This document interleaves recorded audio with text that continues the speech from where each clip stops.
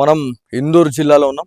So Bodhan బహుధాన్యపురిగా ఒకప్పుడు పేరుండే. So ఇక్కడ చారిత్రక కట్టడాలకి ఒక పుట్టినిలుగా చెప్తా ఉంటాం, ఒక పెట్టింది పేరుగా చెప్పుకుంటా ఉంటాం. సో 100 స్తంభాల ఆలయం, ఆ సాక్షాత్తు ఇంద్రనారాయణ స్వామి దేవాలయంగా మనము గతంలో చెప్పుకుంటూ ఉండే, మనకు చరిత్రలో మనము తరతరాలుగా అదే వింటూ వస్తున్నాం. 400 నుంచి 500 సంవత్సరాలుగా ఇవాళ శిథిలావస్థలో ఉన్నటువంటి దేవాలయం, ఆ దేవాలయం అలా మారడానికి ఎవరు కారకులు అని చెప్పేది అంటే ఖచ్చితంగా మన హిందూ బంధువులే దీనికి ఒక కారణంగా చెప్తా ఉన్నారు, హిందూ బంధువులందరూ కూడా. సో ఖచ్చితంగా దీని గురించి మాట్లాడాలా, ఎందుకంటే బోధన్ నుంచి లాట్ ఆఫ్ కాల్స్ రావడం జరిగింది. ఒకే ఒక రీల్ అనేది కొన్ని లక్షలాది మంది దగ్గరికి చేరి ఆ బహుధాన్యపురిలో ఉన్నటువంటి ఏదైతే 100 స్తంభాల ఆలయం దాని గురించి మాట్లాడండి అని చెప్పేసి చాలామంది హిందూ బంధువులు కోరడం, ఖచ్చితంగా దీని గురించి మాట్లాడుకోవాలా, చరిత్ర ఏం చెప్తా ఉంది అనే దాని గురించి మనతో మాట్లాడడానికి ఉదయ్ మహారాజ్ గారు ఉన్నారు.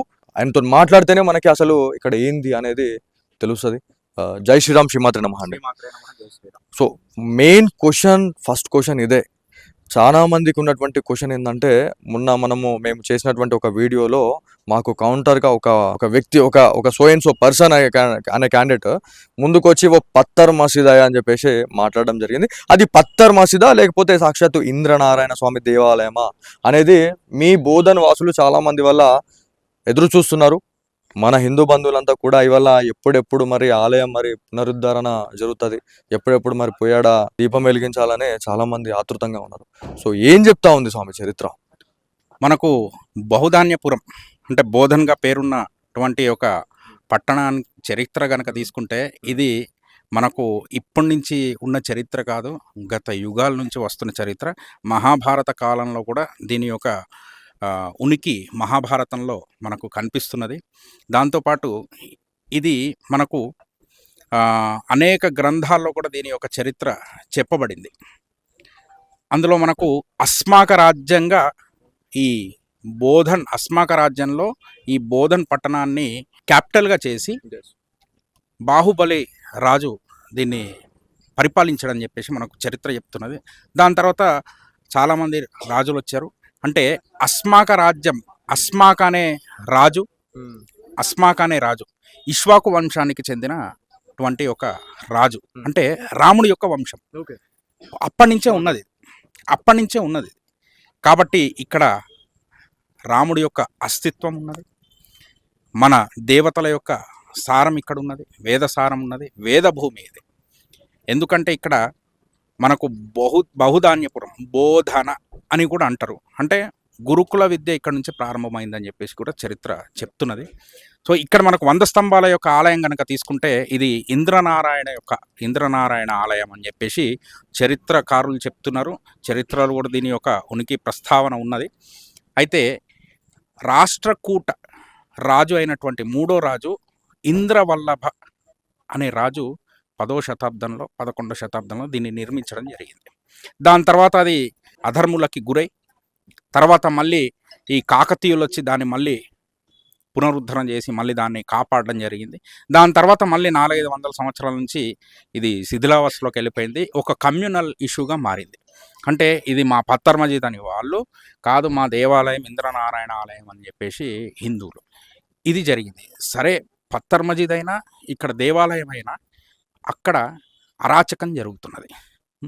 పొద్దున్న లేస్తే చెంబు పట్టుకొని వెళ్తున్నారు, రాత్రిపూట పేకాడుతున్నారు, మందు తాగుతున్నారు, ఇంకా అసాంఘిక కార్యకలాపాలు కూడా అక్కడ జరుగుతున్నాయి. మజీద్ అయినప్పుడు అలాంటివి జరగకూడదు, దేవాలయం అయినా జరగకూడదు. కాబట్టి దీన్ని కాపాడే బాధ్యత మనది, బోధన్ వాసులది. ఖచ్చితంగా నాకు చాలా మంది క్వశ్చన్ చేస్తారు. ఎవరైతే మేము వీడియో తీసే టైంలో కొంతమంది వచ్చి మాట్లాడే టైంలో కొన్ని మేము అబ్జర్వ్ చేసినాం, మేము నోటీస్ చేసినాం. ఎందుకంటే యాజ్ అ జర్నలిస్ట్గా మేము ఇరు వర్గాలను మేము చూసుకొని దాని గురించి మేము ఒక ఇన్వెస్టిగేటివ్ చేసిన తర్వాతనే అసలు ఏంది అనేది చెప్పాలా. సో దీంట్లో చాలామంది ఏమంటున్నారు అంటే అదొక పత్తర్ మసీద్ అని చెప్పేసి వాళ్ళు చెప్తా ఉన్నారు. మరి పత్తర్ మసీద్లో మరి ఎందుకు సమాధులు పెట్టవలసి వచ్చింది? ఎందుకంటే మసీదులలో మరి ఇట్లాంటి కల్చర్ ఉందా అంటే మా ఏవైతే బొందలు పెట్టడం కావచ్చు లేకపోతే ఇవి మన సమాధులు కట్టే కల్చర్ అనేది మీ దాంట్లో ఉందా అని కూడా చాలా మంది క్వశ్చన్ చేయండి అని చెప్పి నాకు చెప్తా ఉన్నారు. సో అదే క్వశ్చన్ నేను మీకు వేస్తున్నాను. దాంతోపాటు ఏదైతే ఇలా పత్తర్ మసీద్ ఆనవాళ్ళ గురించి చూస్తే మనకు మన ఆ టెంపుల్ స్ట్రక్చర్ చూస్తుంటే కాకతీయులు నిర్మించినట్టు క్లియర్ కట్ మనకు అర్థమైపోతుంది. దాంతోపాటు గర్భగుడిలో మనకి విష్ణు చక్రం లాంటిది, దాంతో పాటు ఒక నక్షత్రం లాంటి ఒకటి మనకు కనిపిస్తూ ఉంటది. సో వీళ్ళు మనని కాపీ చేశారా, మనని వీళ్ళు కాపీ చేశారా అనేది కూడా చాలా మందికి డౌట్ ఉంది అని చెప్పి చెప్తా ఉన్నారు. సో దీనికి ఏం చెప్తారండి? ఏం లేదండి, అది పత్తర్ మజీద్ అని చెప్పేసి అంటున్నారు. దేవల్ మజీద్, పత్తర్ మజీద్ అనే పేరే ఉనికిలో ఉంది. మజీద్ అన్నప్పుడు భారతదేశంలో కాదు ఇతరత్ర దేశాల్లో కూడా మజీద్లలో శవాలని పెట్టరు మొదటిది. అవునండి. కాబట్టి అది మజీద్ కాదు. శవాలను పెట్టారు, దాని మీద కప్పారు అన్నప్పుడు అది దర్గా అయి ఉండాలి. సో దర్గా అనే యొక్క ఉనికి కూడా వాళ్ళ ధర్మంలో లేదని చెప్పేసి వాళ్ళ ధర్మస్తులే కొంతమంది మాకు చాలా మంది చెప్పినారు. ఇప్పటికీ సోషల్ మీడియాలో కొన్ని వీడియోలు వైరల్ అవుతూనే ఉన్నాయి. అవి విగ్రహారాధన లేనప్పుడు దర్గా ఒక విగ్రహమే కదా, ఒక శవమే కదా, శవారాధన చేస్తున్నట్టే కదా అని కూడా వాళ్ళు మాకు చెప్పడం జరిగింది. సార్ దీంట్లో ఇంకొక నేను క్వశ్చన్ ఏదో తెలుసుకున్నా. ఈ మధ్య కాలంలో ఒక 6 months నుంచి 8 months టైంలో ఒక వీడియో వైరల్ అయింది. ఒక వైన్ షాప్ దగ్గర ఒక చిన్న చిల్లర పంచాయతీ కాస్త అదొక చాలా పెద్ద పంచాయతీ అయిపోయింది. చిలికి చిలికి గాలి వాన అయినట్టు పెద్ద పంచాయతీ అయిపోయింది. ఆ స్వామి ఏమంటాడు అంటే వైన్స్ దగ్గర డబ్బులు ఇచ్చే క్రమంలో డబ్బులు ఇచ్చేసిన అని ఓనర్ అంటాడు, ఇయ్యలేదు అని చెప్పేసి ఎవరైతే ఒక అన్య మతస్థులు ఎవరైతే ఉన్నారో ఒక క్యాండిడేట్ అంటాడు, తుమ్ పత్తర్కే సామ్ పూజా కర్తే తుమ్ క్యా బోల్తే రే హమ్కు అని చెప్పేసి ఒక మాట మాట్లాడుతా. ఈ వీడియో కూడా వైరల్ అయింది. సో మీరు చెప్పిన దానికి దీనికి సింక్ అవుతుంది. అంటే వాళ్ళు ఒకవేళ పత్తర్కి పూజ చేసి ఉంటే ఆ మాట అనకపోతుండే అనేది ఇంకొకటి క్లియర్ కట్. సో దీని గురించి అదే ఆ పత్తర్కి బోల్తే అన్నప్పుడు అది పత్తర్ మజీద్ అన్నప్పుడు అది మాదే. ఎగ్జాక్ట్లీ. కాబట్టి పత్తర్కి మజీద్ అనే ఒక పదం అంటే ఆ పత్తర్ మజీద్ అనడం అన్నది సమంజసం కూడా కాదు. అయితే దీనికి నేను చెప్పదలుచుకున్నది ఇదేంటంటే ఇదేదో ఇష్యూ చేసి ఏదో గొడవ చేద్దామని నేను అనుకుంటలేను. కాకపోతే బోధన్ ప్రజలందరికీ నేను చెప్పదలుచుకున్నది ఏంటంటే ఇరు వర్గాల వాళ్ళకి కూడా కూర్చొని సమంజసంగా మీదైతే మీరు తీసుకోండి, మాదైతే మాకు ఇచ్చేయండి. ఎందుకంటే అది అలా ఉండడం అన్నది కరెక్ట్ కాదు. ఇది బోధన్ యొక్క అస్తిత్వము, బోధన్ ఒక స్థానంలో ఒక ఆలయం కావచ్చు లేకపోతే మజీద్ కావచ్చు అలా పాడుపడిపోయి ఉన్నది అన్నది చూస్తూ ఉండలేం. కాబట్టి మీ మజీద్ కూడా పాడైపోతే వెళ్దాం, దాన్ని పునర్నిర్మాణం చేద్దాం. అలానే మా గుళ్ళు కూడా పాడైపోతే రండి, పునర్నిర్మాణం చేద్దాం. ఎందుకంటే ముందు నుంచి అస్తిత్వాలు ఏమున్నాయి, మన యొక్క మూలం ఏంటి, అది కావాలా. అలా కానీ ఇప్పుడు పత్తర్ మజీద్ అని అంటున్నారు. ఈ చరిత్ర కనుక మనం తీసుకుంటే పుస్తకాలు కానీ గ్రంథాలు కానీ మనకు ఆధారాలు ఉన్నాయి. మానసార అనే గ్రంథం గతంలో మానసార అనే గ్రంథం మీద కూడా వీడియో చేయడం జరిగింది, గుడి గురించి, అంటే ఆ చెక్కడాల గురించి, స్తంభాల గురించి. సో మానసార అనే గ్రంథంలో మనకు వాస్తు కళ, శిల్పకళ, ఆలయం యొక్క నిర్మాణ కళ ఇవన్నీ అందులో కనిపిస్తున్నాయి. కొలమానం ఇవన్నీ అందులో కనిపిస్తున్నాయి. మరి ఎక్కడైనా ఇంకా ఇతర మతస్థుల యొక్క గ్రంథాల్లో ఆలయ నిర్మాణం రాయితో చేయాలి, చెక్కబడాలి అని ఎక్కడైనా రాసి ఉన్నదా? అలా గనక రాసి ఉంటే భారతదేశంలోనే ఎందుకు కట్టారు వాళ్ళు? మరి వాళ్ళ దేశాలు ఉన్నాయి కదా, అక్కడెక్కడైనా కట్టి ఉండగల రాయితోని, అక్కడెక్కడ కట్టడాలు లేవు, అదే డిజైన్ లేవు. కాబట్టి ఇది ఖచ్చితంగా నేను చెప్పదలుచుకునేది బోధన్ ప్రజలందరికీ సహకరించండి. ఇప్పుడు అందరం ఏకమవ్వాల్సిన సమయం కాబట్టి మన అస్తిత్వాన్ని మనం కాపాడుకోవాలి. ఖచ్చితంగా మీరు ఒక మాట మాట్లాడారు. చాలా మంది నాకు ఇది క్వశ్చన్ కూడా ఏమని చెప్పి మళ్ళీ చెప్పారు. సో ఒకవేళ పత్తర్ మజీద్ అయితే మనమంతా కూడా, మన హిందువులమంతా కూడా మనము ఇలా ఒక స్లోగన్ అనేది బయట వింటుంటాం, హిందూ ముస్లిం బాయ్ బాయ్ అని. చలో మనం అట్లనే చేద్దాం. మరి ఒకవేళ వాళ్ళ పత్తర్ మసీద్ అని చెప్పేసి నిర్ధారణ అయితే వాళ్ళకి మనం మసీద్ కట్టేద్దాం, దాంట్లో మనం కూడా ఒక చేదేద్దాం. లేదంటే మనది అని అనుకుంటే మరి వాళ్ళనందరినీ కలుపుకొని మనం కూడా ఒకసారి పోయి దీపం ముట్టించేసి మరి ఆ స్వామివారిని కూర్చోబెడదాం అనేది చాలా మంది చెప్తా ఉన్నారు. సో దీనికి ఏం చెప్తారు? ఖచ్చితంగా అండి, నేను మీ మాటకి క్లారిటీ వచ్చేస్తుంది. ఇప్పుడు హిందూ ముస్లిం బాయ్ బాయ్ అన్నప్పుడు నేను ఆ ముస్లిం సహోదరులకి ఒకటే మాట చెప్తున్నా, అది పాడైపోతున్నది. మీ మసీద్ అనుకోండి, నేను వస్తా, నమాజ్ చదువుదాం, అందరం వెళ్దాం. బోధన్ ప్రజలందరూ నాతో ఉంటారు, మీ అక్కడ మజీద్ కడదాం. లేదు అది ఆలయం అయితే అందరు రండి, మీరు కూడా రండి, దీపం పెడదాం, కొబ్బరికాయ కొడదాం.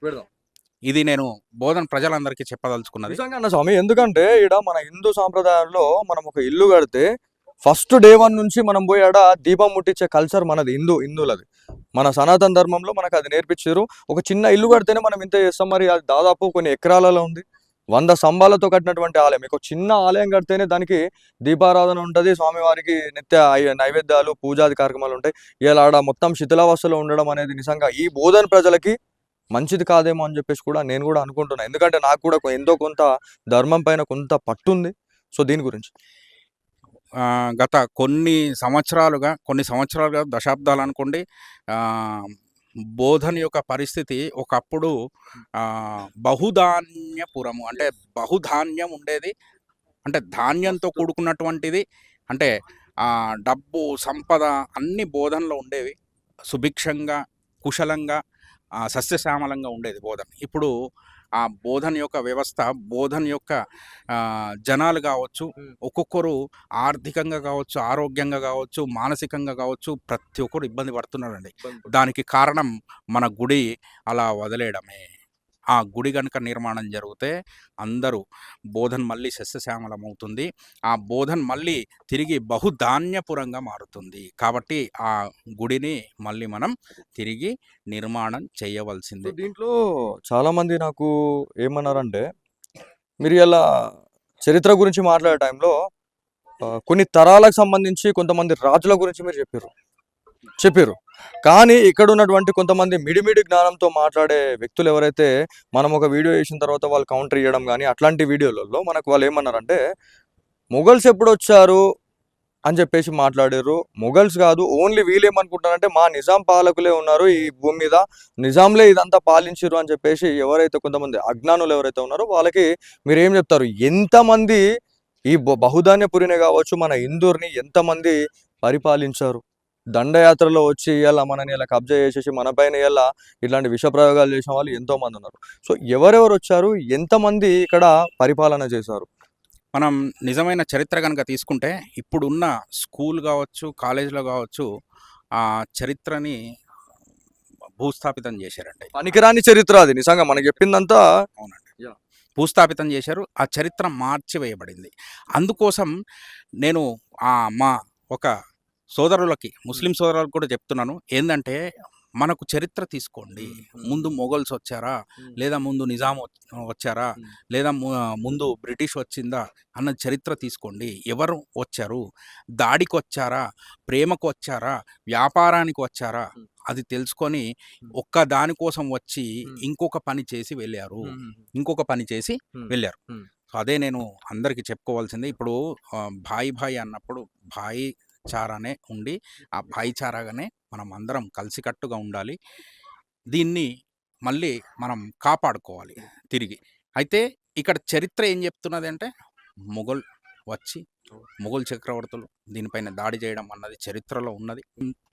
వచ్చి ఆ నిజాం పరిపాలకులు కూడా దాని మీద దుష్ప్రచారం చేయడం, దాని మీద ఒక అవగాహన తీసుకురాకుండా ఇంకొక విధమైన అవగాహన, అంటే అబద్ధపు అవగాహన తీసుకొచ్చి ప్రజల్ని, ఇక్కడున్న స్థానికుల్ని వాళ్ళ యొక్క మనసుని ఒక మాయ మబ్బుతో కప్పివేసి అసలైన చరిత్రని తొక్కివేసి వాళ్ళు అనుకున్న చరిత్రని అక్కడ చెప్పడం జరిగింది.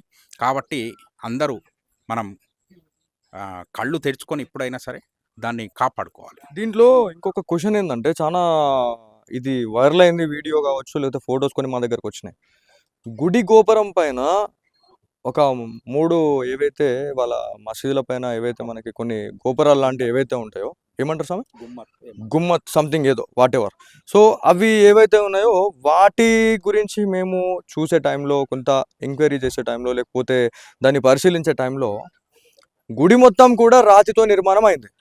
కానీ పైన ఉన్నటువంటి అవి ఏవైతే ఉన్నాయో, పుట్టగొడుగులాగా ఏవైతే ఉన్నాయో అవి మాత్రం ఇటుకలతో, సిమెంట్తో నిర్మించబడి ఉంది అనేది క్లియర్ కట్గా ఉంది. మీరు సిగ్నేచర్ స్టూడియోస్లో కూడా ఎక్స్క్లూజివ్గా మీకు ఆ విజువల్స్ కనిపిస్తాయి, ఆ వీడియోస్, ఆ ఫొటోస్ మీకు క్లియర్ కట్గా అనిపిస్తూ ఉంటుంది. సో దానికి డిఫరెన్స్ ఏంటి స్వామి? ఎందుకంటే రాతి కట్టడం ఇస్ రాతి కట్టడం. సో దానిపైన ఇటుకలతో అవి చేయడం ఏంది, సిమెంట్ రాకడం ఏంది?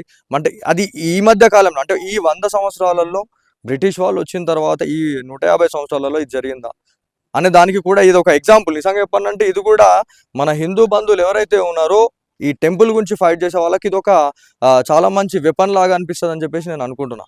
సో దీని గురించి మనకు ఇందాక నేను చెప్పినట్టు మానసార గ్రంథం గనక తీసుకుంటే దాంట్లో టెంపుల్ యొక్క స్ట్రక్చర్ నిర్మాణం మనకు ఓ 3-4 విధాలుగా ఉన్నది. నార్త్ వెళ్తే ఒక విధంగా, సౌత్‌లో ఒక విధంగా, ఇవన్నీ 4, 5 విధాలుగా స్ట్రక్చర్లు ఉన్నాయి. ఇందులో ఇది మనకు జైన్ ఆధారిత బేస్డ్ టెంపుల్ ఇది. అంటే స్ట్రక్చర్ అలానే ఉంటుంది. కింద బేస్ రాయితోనే, తర్వాత పైన స్లాబ్ ఏదైతే ఉందో ఆ స్లాబ్ మళ్ళీ రాతి పిల్లర్ పెట్టే స్లాబ్ పెట్టడం. ఇందులో ఎక్కడ కూడా మీకు సిమెంట్ కానీ ఏది కనిపించదు. ఎందుకంటే లాకింగ్ సిస్టమ్, అది ఇంటర్లాకింగ్ సిస్టమ్తో ఉంటుంది కాబట్టి అది భూకంపాలకు కూడా దేనికైనా సరే తట్టుకునే ఒక కెపాసిటీ దానికి ఉన్నది. అలా దాని తర్వాత మీకు శిఖరం కట్టడం జరుగుతుంది. వీళ్ళు ఏం చేశారు, శిఖరాన్ని కూల్చేశారు. మిగతా స్ట్రక్చర్ ఉంది అంటే తల తీసేశారు, బాడీ మీద వాళ్ళ యొక్క తల పెట్టారు. డమ్మీ అనుకోండి, డమ్మి అది. ఆ తల పెట్టినప్పుడు వాళ్ళకి రాయితోనే నిర్మాణం చేయడం రాదు కదా, అక్కడ ఎక్కడ కూడా అలాంటి ఒక జ్ఞానం లేదు కాబట్టి వాళ్ళు ఏం చేశారు, అది మట్టి సున్నం మనకు ఒక 100 సంవత్సరాల కింద 200 సంవత్సరాల కింద ఏదైతే వాడుతుండేనో అది వాడి ఆ గుమ్మతి కట్టడం జరిగింది. ఇప్పుడు అది గట్టిగా దాన్ని ప్రయత్నించి అది కూలిపోతుంది, కానీ స్తంభాన్ని ప్రయత్నించండి అది కూలదు, పెకలదు. అందుకోసం మన ధర్మం ఎంత గొప్పదంటే ఇది ఎక్కడ కనుమరుగవ్వకుండా మన పూర్వీకులు ఋషులు మునులు రాసి పెట్టిన గ్రంథాలు. వీళ్ళు ఏం చేశారంటే మన ధర్మాన్ని ప్రతి గుళ్ళో నిర్మాణం చేసి పెట్టారు, మన శాస్త్రాల్ని ప్రతి గుళ్ళో దాచేశారు, మన యొక్క 4 వేదాల యొక్క సారాన్ని గుళ్ళల్లో పెట్టడం జరిగింది. అంటే తాళపత్ర గంధాల మీద రాసింది రేపు పొద్దున అది తాళపత్ర కాల్చేయబడుతుంది. అంటే తాళపత్రాలు కూడా ఎలా నిర్మించబడ్డాయి అంటే దానికి లేపనం ఉంటుంది, అది భూమిలో తవ్వి పెట్టేస్తే అది దానికి పురుగు పట్టదు, ఏం పట్టదు, కొన్ని యుగాలు అట్లనే ఉంటుంది. కానీ అవి కూడా కాల్చేయబడితే ఎట్లా అని చెప్పేసి గుళ్ళు కట్టడం జరిగింది. అంటే ఆ గుళ్ళలో చిత్రాలు, శిల్పకళ, మేము టెక్నాలజీ వాడాము అని చెప్పేసి అప్పట్లోనే వాళ్ళు చూపించడం. అంటే ఇప్పుడు చూస్తే మనకు గుళ్ళు ఆ టెక్నాలజీ కనిపిస్తుంది దాని మీద. అంటే ఈ చెక్కడం కానీ అన్ని సమానంగా ఒకటే లైన్లో ఉంటాయి. ఇప్పుడు మనం ఇల్లు కట్టలేము అలా. అవునన్న స్వామి, ఇప్పుడు మంచి ఇంజనీరింగ్స్ కూడా కొంతమంది ఎవరైతే సివిల్ ఇంజనీర్స్ ఎవరైతే ఉన్నారో వాళ్ళు మంచిగా అది వేసేసి పట్టినా కూడా ఆ గోడలు అంకర్ తింకర్ కావడం, ఇంత ఈ టెక్నాలజీలో కూడా ఇది చూస్తున్నాం. కానీ మీరు అన్నట్టు అక్కడ ఆ టెంపుల్ చూసుకున్నా, లేకపోతే మనం ఇందూరులో కూడా కొన్ని స్టోరీస్ చేసినాం దత్తాత్రేయ స్వామి మఠం గురించి. అసలు ఎట్లా సాధ్యమైంది స్వామి, వీళ్ళు ఎట్లా చేసిర్రు, ఈ రాళ్ళేడికి నుంచి వచ్చినాయి, ఈ డిజైన్ ఎట్లా, అసలు మిషనరీ లేదు, ఇంత ఇంత బాగా ఎట్లా చేయగలిగిర్రు అనేది దానికి విశ్వకర్మకి మనం మొక్కాలండి. విశ్వకర్మ వల్లనే సాధ్యమైంది. అంటే విశ్వకర్మ ఎవరు అంటే బ్రహ్మ యొక్క మానసపుత్రుడు విశ్వకర్మ. అందరిని ఏకదాటి చేసి మైండ్ అందరు కంట్రోల్ చేసి ఇదంతా సేమ్ రావాలి. ఒక్కటి చెరిగిపోయినా ఆ రాయి పడేయాల్సి వస్తుంది. అది పడేయకుండా కాన్సన్ట్రేషన్ లెవెల్, మళ్ళీ మెయింటెనెన్స్, మేనేజ్మెంట్ సిస్టమ్ కనిపిస్తుంది దానిలో, మెయింటెనెన్స్ సిస్టమ్ కనిపిస్తుంది దానిలో. అందులో మనకు ఒక వ్యవస్థ ఎలా ఏర్పాటు చేయాలో ఆ గుడిని చూస్తే అర్థమవుతున్నది. అంటే ఇన్ని పిల్లర్లు, 100 పిల్లర్లు ఏకకాలంలో ఒకటే విధంగా ఒకటే డిజైన్లో ఒకటే లైన్లో రావాలి అంటే ఆ వ్యక్తి ఎవరైతే ఉన్నాడో మిగతా వాళ్ళని ఏ విధంగా మేనేజ్ చేసి ఉంటాడో, ఏ విధంగా కంట్రోల్ చేసి ఉంటాడో. సో ఆ సిస్టమ్ మన కేవలం సనాతన ధర్మంలోనే కనిపిస్తుంది. నేను ఇంకొకటి ప్రజలందరికీ చెప్పదలుచుకునేది అంటే, మన హిందూ బంధువులకి చెప్పదలుచుకునేది అంటే, మనం ఈరోజు గుళ్ళు కడుతున్నాం, పార్టీ ఫండ్ అని చెప్పేసి పార్టీ దగ్గరికి వెళ్తున్నాం, డబ్బులు తెచ్చుకొని ఈ గుడి కట్టాలా, హనుమాన్ మందిర్ కట్టాలా, ఈ కట్టాలని చెప్పేసి మనం లక్షలు 30 లక్షలు 50 లక్షలు కోటి రూపాయలు తెచ్చి గుళ్ళు కడుతున్నాం. అక్కర్లేదండి, ఇలాంటి గుళ్ళని కాపాడండి. అదే ఫండ్తోని ఇలా శిథిలావస్థలో ఉన్న గుళ్ళకి మీద పెట్టండి.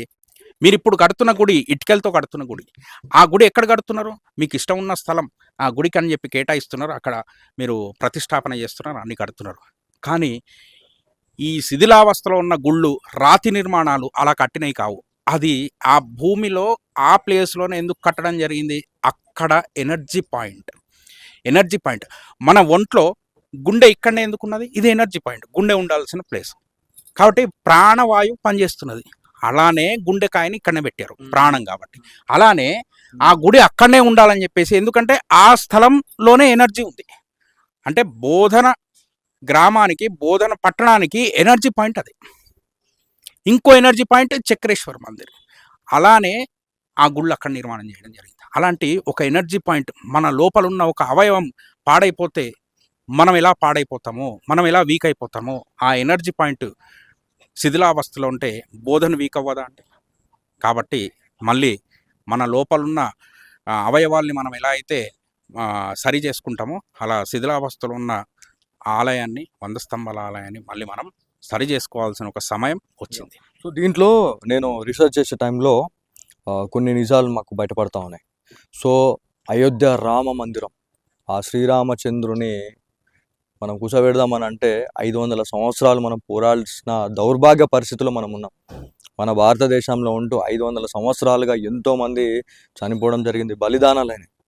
సో ఎట్లయితే ఏదైతే ఆ బాలరామస్వామి నిర్మాణం ఏదైతే అయిందో అయోధ్యలో, సేమ్ అదే తరహాలో ఏవైతే కూల్చబడినటువంటి ఆలయాలు ఏవైతే ఉన్నాయో అదే లిస్ట్లో మన బోధన్లోనే మన 100 స్తంభాల గుడి కూడా ఉంది అనేది కొంత బయట మనకి కొంత టాక్ అనేది ఉంది. సో కొంతమంది మేము పొలిటీషియన్స్తో మేము మాట్లాడినప్పుడు కావచ్చు, లేకపోతే ఎవరైతే హిందూ బంధువులతో మేము మాట్లాడినప్పుడు, మన ఆర్గనైజేషన్స్ వాళ్ళతో మనం మాట్లాడినప్పుడు వాళ్ళు కొంచెం చెప్పడం జరిగింది. ఎట్లయితే అయోధ్య ఎట్లయితే నిర్మాణం అయిందో ఇది కూడా ఒక టైం వస్తుంది. ఆ టైం వచ్చినప్పుడు సేమ్ ఇదే తరహాలో మేము చేస్తామని చెప్పేసి కొన్ని బయటకు వస్తున్నాయి.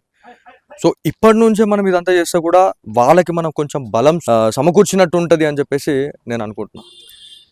వాస్తవమేనండి. ఇప్పుడు మనకు సెంట్రల్ గవర్నమెంట్ దగ్గర కనుక చూసుకుంటే 30,000 గుళ్ళు అనేది ఒక అంచనా ఉంది. 30,000 గుళ్ళు కూల్చివేయబడ్డాయి, అణిచివేయబడ్డాయి. వాటి మీద మసీదు కట్టడం జరిగింది. 30,000 గుళ్ళు. ప్రతిదీ తీయండి. ఇప్పుడు చూడండి, గుడి మీద మసీదు ఉంది కానీ ఎప్పుడు కూడా మసీద్ మీద గుడి కట్టలేదు. లేదండి, చరిత్రలోనే లేదు ఇది. లేదు. కాబట్టి మనమే ఆధారం వాళ్ళకి. ఆ మసీద్ ఉండాలన్నా ఆధారం గుడే. గుడి లేకపోతే వాళ్ళ మసీద్ కూడా నిలబడదు. ఇది మటుకు మనం తెలుసుకోవాల్సిన విషయం. అయితే 30,000 గుళ్ళల్లో ఆ లిస్ట్లో 100 స్తంభాల ఆలయం కూడా ఉన్నది. అలా ఉంది కదా, వాళ్ళు వచ్చి బాగు చేస్తారు కదా అనేది కాదు. స్థానికంగా మనం బోధన వాసులం కాబట్టి మనకు కాపాడుకునే హక్కు ఉన్నది, మనకు కాపాడుకునే బాధ్యత ఉన్నది. ఇది ప్రతి ఒక్క బోధన్ ప్రజల యొక్క బాధ్యత అని నేను చెప్తున్నాను. ఇదే గుర్తు చేస్తున్నాను. కాబట్టి ఎవరు వస్తారు, ఏదో చేస్తారు అనేది కాదు, నువ్వేం చేసావు అన్నది నేను ఈరోజు ప్రశ్నిస్తున్నాను. కాబట్టి అందరు కలిసికట్టుగా ఏకమై మన ఇంటిని మనం బాగు చేస్తున్నాం, మన వాకిల్ని మనం శుభ్రం చేసుకుందాం, రేపు దీపం పెడతాం. శ్రీమాత్రే. ఇదండి మొత్తానికి బోధనలో ఉన్నటువంటి సిచ్యువేషన్ గురించి మాట్లాడుకుంటే, ఒక చిన్న రీల్ ఏదైతే మనం క్రియేట్ చేసినటువంటి రీల్ ఏదైతే ఉందో ప్రతి ఒక్క హిందూ బంధువుని ఎలా మేల్కొల్పిందని చెప్పేసి చెప్పుకోవడానికి ఇది ఒక ఉదాహరణగా చెప్పుకోవాలా. ఎందుకంటే బహుధాన్యపురం గురించి చాలామందికి తెలియదు. ఏంది ఇది బహుధాన్యపురం అని చెప్పి చెప్తా ఉన్నారు, బోధన అని చెప్పేసి చాలామందికి తెలుసు, ఇదేంది అని చెప్పేసి. చరిత్ర తెలిసిన వాళ్ళకి ఇట్లాంటి పేర్లు అనేది తెలుస్తుంది.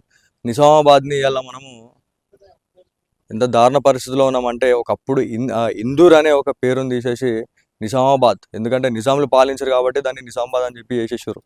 సో చరిత్రని తెలుసుకుంటే ప్రతి ఒక్కరికి కూడా చరిత్ర గురించి, చరిత్ర గొప్పతనం గురించి మనకు తెలుస్తుంది. సో రానున్న రోజుల్లో 100 స్తంభాల గుడిపై ఖచ్చితంగా బ్యాక్ టు బ్యాక్ స్టోరీస్ వస్తూనే ఉంటాయి. మీ ఏరియాలో ఏదైతే 2 తెలుగు రాష్ట్రాల్లో ఎక్కడ ఏ గ్రామంలో ఇలాంటి దుస్థితి ఉందో, ఇలాంటి ఇన్సిడెంట్స్ మీకు కనిపించినా కూడా మా సిగ్నేచర్ స్టూడియోస్కి మీరు కామెంట్ చేయండి. దాంతోపాటు మన ఇన్స్టాగ్రామ్ పేజ్లో కూడా చాలామంది రెస్పాండ్ కావడం జరుగుతూ ఉంది. ఎక్కడ ఎలాంటి ఇన్సిడెంట్లు జరిగినా కూడా డెఫినెట్లీ మీరు ఒక్క మెసేజ్ చేయండి. ఖచ్చితంగా దాని గురించి మనం ఫైట్ చేద్దాం.